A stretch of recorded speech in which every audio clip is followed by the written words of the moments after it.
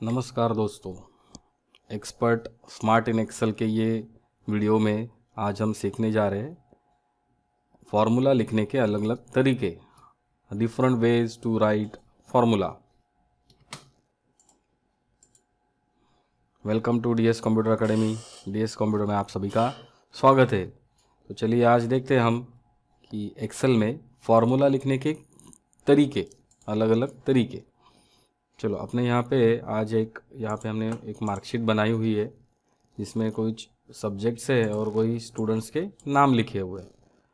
शायद आपको पता रहेगा टोटल कैसे निकालते हैं, फिर भी हम आज देखते हैं टोटल कैसे निकालते हैं।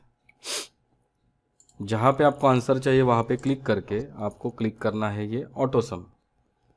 बहुत लोगों को ये पता है, लेकिन एक समझ लो ये क्या होता है। इससे ये फॉर्मूला यहाँ पे टाइप हुआ और वो रेंज भी ऑटोमेटिकली सिलेक्ट हुई।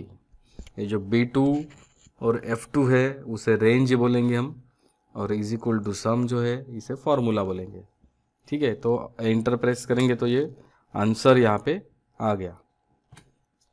और आपने यहाँ पे क्लिक करने के बाद आपको पता चलेगा ये फार्मूला बार में यहाँ पे फार्मूला दिख रहा है और ये शीट पे हमें सेल के अंदर ये आंसर दिख रहा है। तो यही जो फार्मूला है ना, ये हम टाइप भी कर सकते हैं। Is equal to sum, is equal to sum type किया तो ये लिस्ट में वो नाम आया। यहाँ पे हमें टैब प्रेस करना है और हम सिलेक्ट करेंगे ये B2 to F2। और समझो मैंने ब्रैकेट नहीं बंद किया और मैंने किया एंटर, तो क्या हुआ आप देखेंगे यहाँ पे कि ऑटोमेटिकली उसने ये ब्रैकेट बंद कर दिया। एक्सेल में ऐसी बहुत सारी चीज़ें हैं जो स्मार्ट हम जिसे बोलते हैं। तो ये है कि हमने अगर कुछ ब्रैकेट नहीं बंद किया तो ऑटोमेटिकली वो ब्रैकेट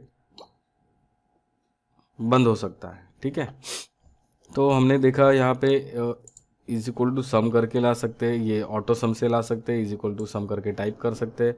और एक तरीका है, जैसे ये ऑटो सम किया अपना, यहाँ पे एक्सेल में फार्मूला है और फार्मूला में इंसर्ट फंक्शन है। ये ऑप्शन जो आपको FX दिखता है ना, इसका भी मतलब वही है, इंसर्ट फंक्शन।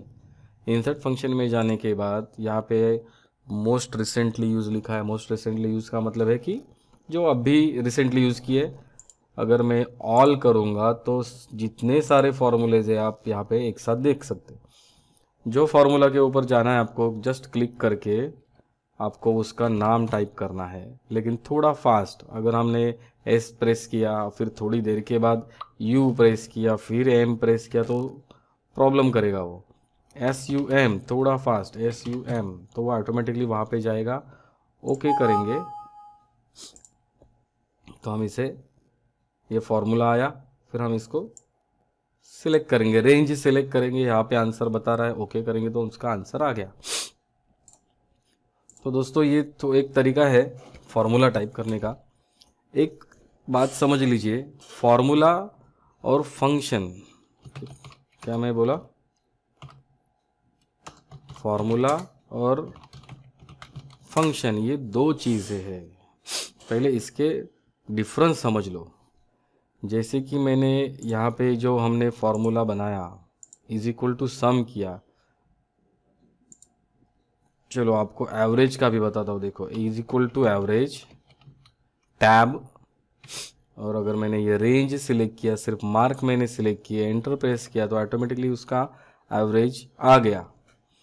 कंप्यूटर को पता है एवरेज का मतलब, एक्सेल को पता है एवरेज का मतलब, सम का मतलब। तो ये जो सम है, ये जो एवरेज है, इसे बोलते हैं हम फंक्शन। ये जो फंक्शन लिखा मैंने उसका ये मतलब है कि सम, एवरेज और बहुत सारे जो फंक्शंस है उसके मतलब एक्सेल को पहले से पता है। अगर मैं यहाँ पे इक्वल टू करके ये एक सेल सेलेक्ट किया, प्लस किया, second cell, plus third, plus fourth, plus six, इससे भी आंसर आने ही वाला है। लेकिन ये जो हमने बनाया इसे बोलते हैं formula. Is equal to sum, is equal to average, is equal to करके जो कुछ भी रेडीमेड फंक्शन देते उसे फंक्शन बोलते हैं। और हमने जो अभी किया ये है फॉर्मूला। जैसे कि परसेंटेज निकालने का फॉर्मूला, परसेंटेज निकालने का रेडीमेड फंक्शन एक्सेल में अवेलेबल नहीं है, तो हमें एक्सेल में परसेंटेज निकालने के लिए फॉर्मूला टाइप करना पड़ता है, इक्वल टू कोई भी फॉर्मूला हमें टाइप करना तो इक्वल टू देना ही है, फिर total divide by out of marks और इनटू 100 करेंगे तो उसका परसेंट आया। लेकिन ये परसेंट जो हमने बनाया तो ये है फॉर्मूला, और इज इक्वल टू सम करके किया वो है फंक्शन। जब हम इक्वल टू करके सम करते हैं तो यहाँ पे आप देखेंगे कि उसका मीनिंग बताया, is add all the numbers in the range of cell, उसका मीनिंग वहाँ पे हमें दिखाया। ओके, टैब प्रेस करते ब्रैकेट आता है, तो ये ब्रैकेट के अंदर हमें जो डालना है उसका तो मीनिंग नहीं बताया उसने। फिर हम क्या करेंगे, समझो हम कोई ऐसा नया फंक्शन ट्राई कर रहे हैं, सर्च कर रहे हैं, रिसर्च कर रहे हैं, और उसका मतलब नहीं पता चल रहा है मुझे, तो ये मतलब तो यहाँ पे बाहर बताएगा, लेकिन जैसे कि ब्रैकेट देंगे हम तो उसके अंदर जो डालना है उसका मतलब नहीं बताया, तो क्या करेंगे हम, इंसर्ट फंक्शन।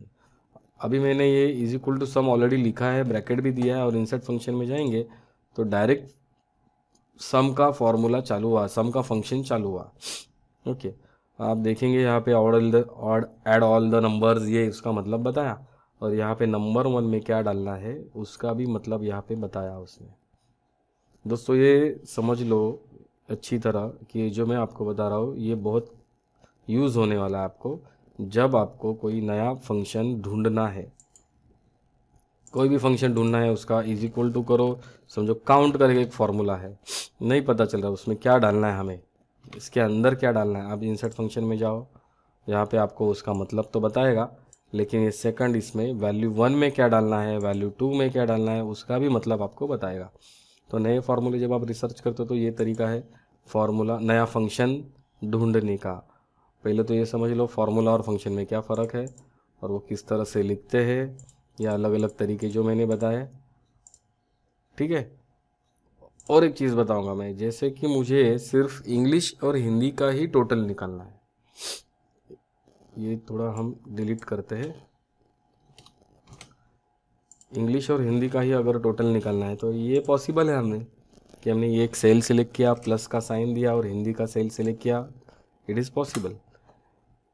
मुझे इज इक्वल टू सम करके अगर ये तरीका यूज़ करना है कि इंग्लिश और हिंदी का सिर्फ टोटल निकालना हमें, तो इसमें कैसा हम करेंगे, ये तो रेंज आ रहा है पूरा B2:E2, ठीक है, तो ये तो आया। अभी देखो एफ रह गया आपका, एफ रह गया, ठीक है।